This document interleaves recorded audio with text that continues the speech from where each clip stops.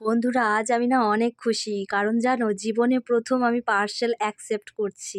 আসলে না, আমি অনলাইনে অর্ডার দিয়ে কোনোদিন নিজের জন্য কিছুই কিনিনি। আজ সাহস করে কিনে ফেললাম। দেখা যাক, এটা যদি ভালো হয়, এটা যদি আমার পছন্দ হয়, তাহলে পরবর্তী সময়েও আমি অনলাইনে অর্ডার দিয়েই জিনিস কিনবো। তো চলো বাড়িতে যাই আগে। আগে আমি অনলাইনে নিজের জন্য কিছু কিনিনি ঠিকই, কিন্তু আমার বোন আমার জন্য এই ফোনটা, যে ফোনটাতে আমি ভিডিও বানাই, রিলস বানাই, সবকিছু বানাই, সেই ফোনটা কিন্তু আমাকে অনলাইন থেকে এনেই দিয়েছে।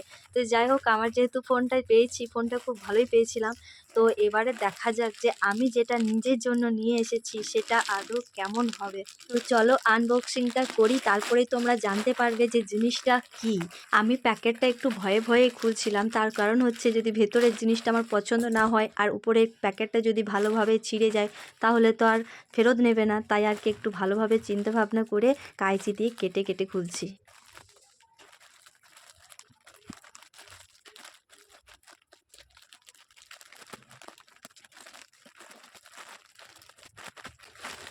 এবারে হয়তো তোমরা অনেকটাই গেস করতে পেরেছো যে এটা কি। তো চলো ভালোভাবে খুলে আমি এটা তোমাদেরকে দেখিয়ে দিচ্ছি।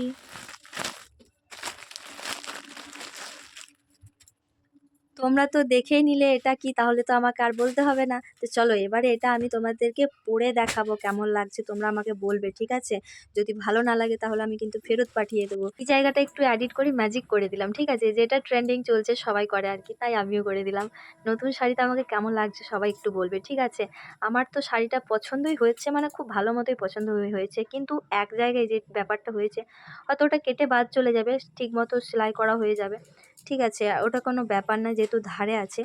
তো আমাকে কেমন লাগছে অবশ্যই তোমরা কমেন্টে জানিও, ঠিক আছে? ভালো লাগলে লাইক করে দিও। টাটা।